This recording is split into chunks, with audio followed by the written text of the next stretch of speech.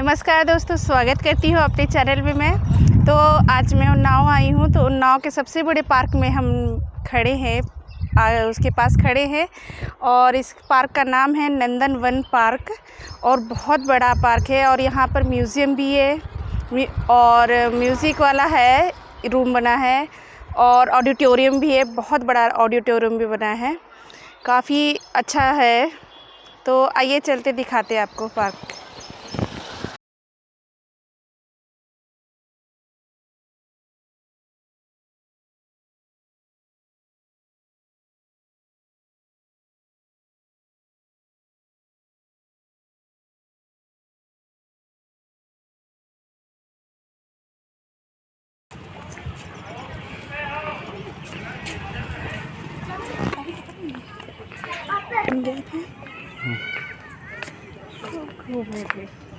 पैदल यात्रा आचल पार्क।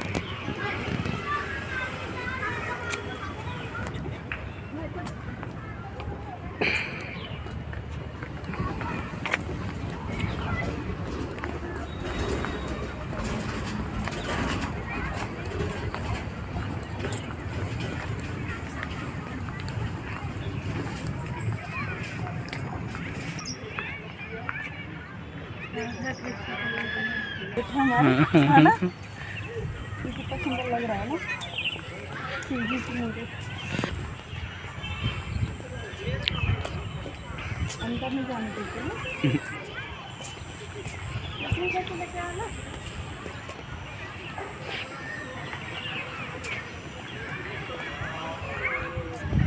कैमरे में तो यहाँ हम लोग अब पार्क में आए हैं। तो ये देखिए कितना सुंदर कृष्ण जी खरगोश के साथ खेल रहे हैं और वीणा बज रही है। इधर एनिमल हैं, जानवर हैं, हिरन, बतख और हिरन की बेबी भी बनी हुई है। बहुत सुंदर है पार्क और अच्छा लग रहा है यहाँ। ये बब्बर, शेर वगैरह सबका पूरा, मतलब जंगल से लेकर हर चीज़ का पूरा इसमें है। राधा कृष्ण का ज़्यादा है यहाँ पर। देखिए राधा कृष्ण फिर आ गए हैं यहाँ पर। तो यहाँ पर राधा कृष्ण और बलदाव वगैरह हैं सब। और उधर राधा कृष्ण की लीला करो, रास लीला जो होती है राधा कृष्ण की, चलें आप लोग। लीला है तो बहुत सुंदर बनी है। तो यहाँ देखिए कितना सुंदर कछुआ, इतना बड़ा कछुआ बना है, बहुत सुंदर लग रहा है।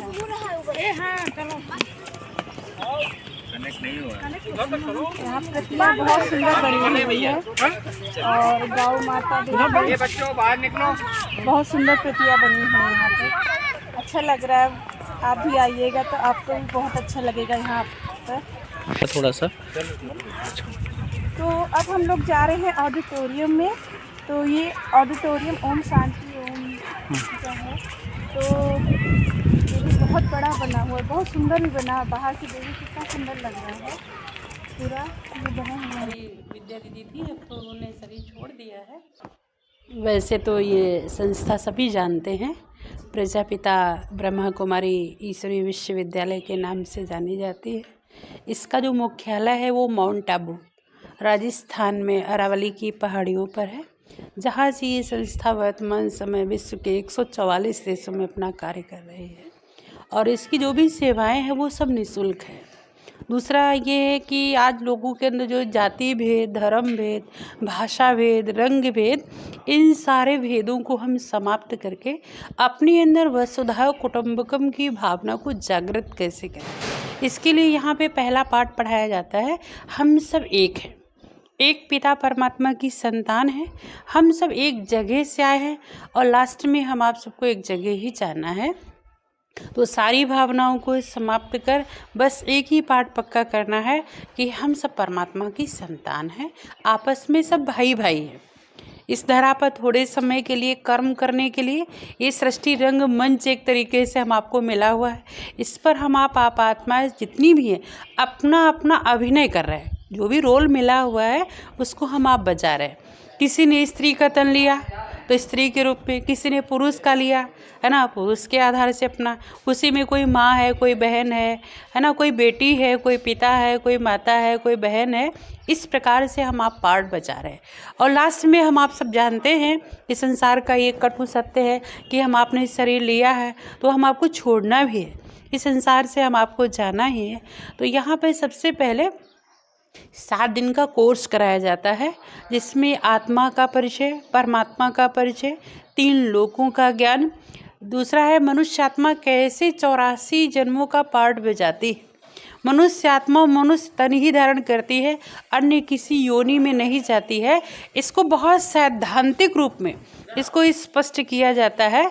और साथ साथ में हम मेडिटेशन कैसे करें, उस पिता परमात्मा को हम याद कैसे करें जो हमारे संस्कारों में परिवर्तन आए। आज आप देख रहे हैं कि लोगों के अंदर सारी विशेषताएं, लेकिन जो एक परिवर्तन की शक्ति होनी चाहिए, सहन शक्ति होनी चाहिए, एक अपनापन होना चाहिए, निस्वार्थ सेवा होनी चाहिए, वो धीरे धीरे विलुप्त होती जा रही है। तो ये पुनः यहाँ पर मेडिटेशन के द्वारा वो सारे नैतिक मूल्यों के विषय में बताया ही नहीं जाता है, बल्कि हम परमात्मा से शक्ति लेकर के मास्टर सर्वशक्तिमान कैसे बने, उन शक्तियों को जीवन में कैसे धारण करें, जिससे कि व्यवहारिक रूप में हम एक दूसरे के संपर्क में जाएं तो उनकी भी हम सेवा कर सकें। ओम शांति।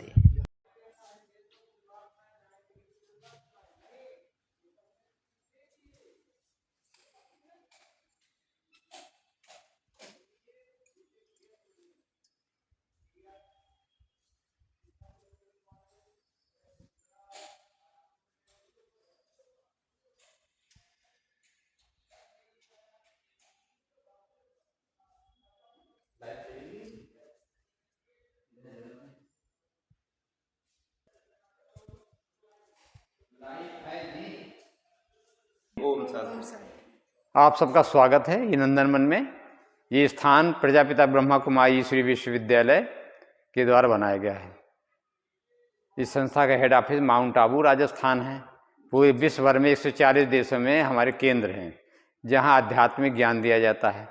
मैं कौन, कहां से आया हूं, हमको जाना कहाँ है, हम सबका पिता परमात्मा एक है तो कौन है, इस पिता परमात्मा को कैसे याद करें। ये संसार में विश्व बंधुत्व की स्थापना करने के लिए परमात्मा आया हुआ है। आज संसार में दुख और शांति है, मनुष्य आत्मा पापात्मा बन चुके हैं, चारों ओर दुख अशांति है, भ्रष्टाचार पापाचार है। तो इस दुनिया का अंत करने के लिए, नई दुनिया की स्थापना करने के लिए प्रजापिता ब्रह्मा कुमारी ईश्वरीय विश्वविद्यालय के द्वारा परमपिता परमात्मा शिव प्रजापिता ब्रह्मा के माध्यम से ये नई दुनिया की स्थापना अथवा कहो नरक को स्वर्ग बनाना और मनुष्य को देवता बनाने के लिए यहाँ पढ़ाई जाती है। यहाँ पर 7 दिन का कोर्स दिया जाता है जो निःशुल्क है। इस कोर्स को करके आप जानेंगे कि मैं वास्तव में कौन हूँ, कहाँ से आया हूँ, हमारे जीवन का लक्ष्य क्या है। हमारे जीवन का लक्ष्य है इस दुनिया को स्वयं भी पावन बनना और दूसरी दुनिया को पावन बनाना, और इस दुनिया की में नई दुनिया स्वर्ग की स्थापना करना, जिसके लिए भारतवर्ष में गायन है कि जहाँ डाल डाल पे सोने की चिड़िया करती रैन बसेरा, वो भारतवर्ष है मेरा। तो ये भारतवर्ष ऐसा था, पुनः यह ऐसा भारत बनने वाला है। आज की दुनिया तो ऐसी बन चुकी है, उधर देखें ये नरक बन गया है, लड़ाई झगड़ा मारपीट, माताओं बहनों की इज्जत लूटना, ये मनुष्य जो है गिर चुका, पतित बन चुका है। आज इस पतित दुनिया को पावन बनाने के लिए पतित पावन परमात्मा आया हुआ है और इस नई दुनिया की स्थापना करनी है, जिसमें विश्व महाराजा श्री नारायण श्री लक्ष्मी का राज्य होगा। यहाँ की विशेषता क्या है कि सोने के महल होते हैं, हीरे जवाहर जड़े रहते हैं, इनके पोशाक में, इनके मुकुट में हीरे जवाहर जड़े रहते हैं। और क्या विशेषता है कि वहाँ 56 प्रकार के भोग लगाते हैं। वहाँ कोई रोगी बीमार नहीं होता है, क्योंकि प्रकृति सतो प्रधान होती है। आज प्रकृति तमो प्रधान बन चुकी है, चारों ओर प्रदूषण है, जल का, वायु का, ध्वनि का, हर तरह का प्रदूषण है, जिसके कारण मनुष्य बीमार, अनेक प्रकार की बीमारियों का शिकार हो रहा है और डॉक्टरों के पास अस्पताल में जाता है और अपना धन खर्च करता है। किंतु जो दुनिया आने वाली है उस दुनिया में कोई बीमार रोगी नहीं होगा, क्योंकि प्रकृति सतो प्रधान है, सभी निरोगी काया वाले होते हैं।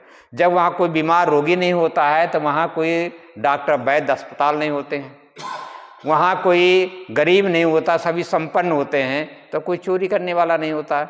वहाँ आपस में स्नेह प्यार से रहते हैं, तो वहाँ कोई लड़ाई झगड़ा थाना कचहरी अदालत नहीं होती है।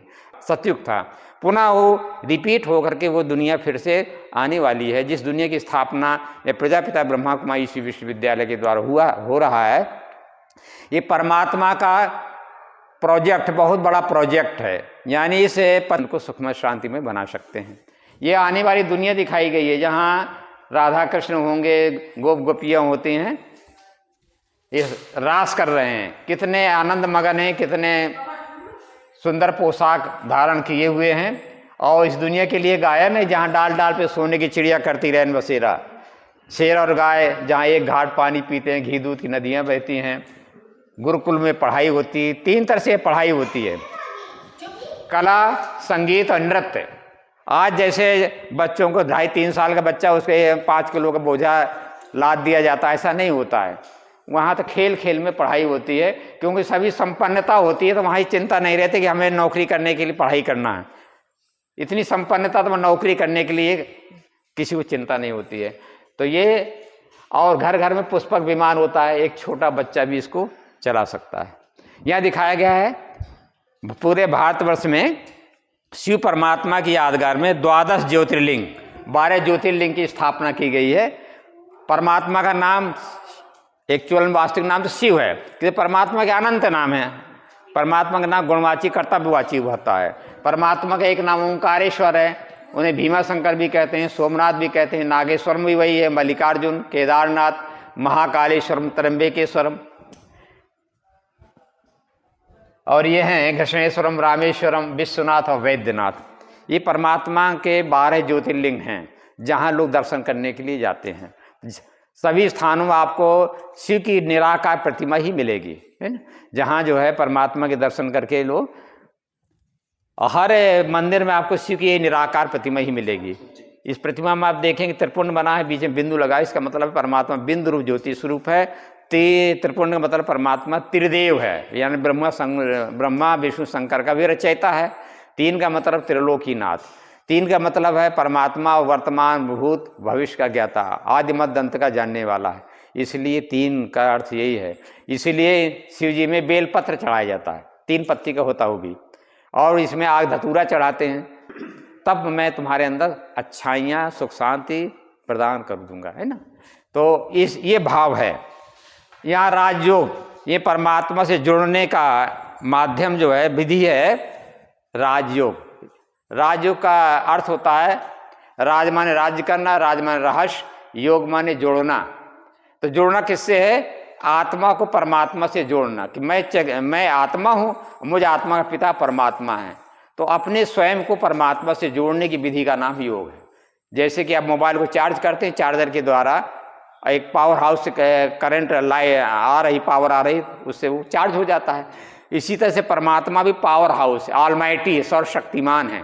जो सर्वशक्तिमान परमात्मा से अपने मन बुद्धि की हम तार जोड़ते हैं, तो हम आत्मा जो आज बलहीन हो गई हैं, शक्तिहीन हो गई हैं, और हम आत्मा की बैटरी डिस्चार्ज हो चुकी है, तो उस पिता परमात्मा से जुड़ करके हमारा आत्मा की बैटरी चार्ज हो जाती है। झगड़े से बच जाएंगे, क्योंकि एक आदमी ने एक गाली दी, हमने 2 गाली दी, बढ़ते बढ़ते मर्डर भी हो जाता है। तो कितना बड़ी विपत्ति आ जाती है। परखने की शक्ति आती है। अज्ञान योग को हम अपने जीवन में धारण करेंगे तो परखना आएगा। परखना ना आने की वजह से हम धोखा खा लेते हैं।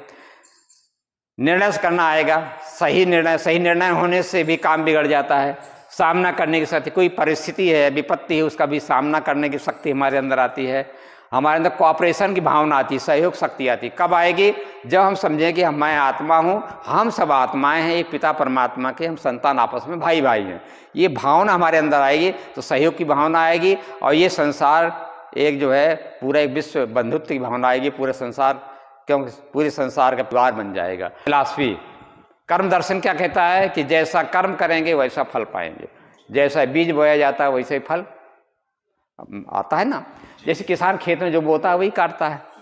गेहूँ चना बोएगा, चना।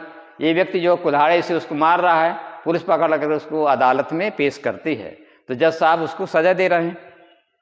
ये कसाई जो है बकरे को काट रहा है तो उसकी भी गर्दन काटी जा रही है। ये लड़का पॉकेट मार रहा है, बड़ा होकर के वो डाकू बन जाता है, तो उसको पुलिस वाले जेल ले जा रहे हैं, है ना।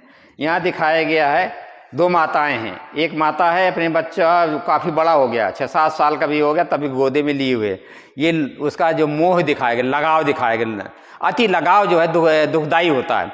और ये एक माता है जो पालने में झुला रही है, तो इसका बच्चा संस्कारवान बना तो वो मंदिर में जा रहा है, और ये इसके बच्चे बिगड़ गया तो बहन भाई झगड़ा कर रहे हैं, और ये लड़का जो है पॉकेट मार बन गया तो उसके स्थान कहाँ हो गया? जेल। इसलिए कहा जाता है बोए पेड़ बबूल का आम कहाँ ते खाए। रामायण में लिखा कर्म प्रधान विश्व रचि राखा, जो जस करे सो तस फल चाखा। जैसा आप कर्म करेंगे वैसा फल भोगना ही पड़ेगा। कितना भी छिपा करके कोई कर्म करें वो ईश्वर से परमात्मा से छिप सकता है, नहीं छिप सकता। जैसे 7 कोठरी के 7 ताले के अंदर भी कुछ बुरे कर्म करें तो वो छिप नहीं सकता है ना। इसलिए हमें कर्म सोच समझ के करो, कोई भी कर्म सोच समझ कर करो, तो परमात्मा की यही शिक्षा है। तो ये 7 दिन का यहाँ निःशुल्क कोर्स दिया जाता है।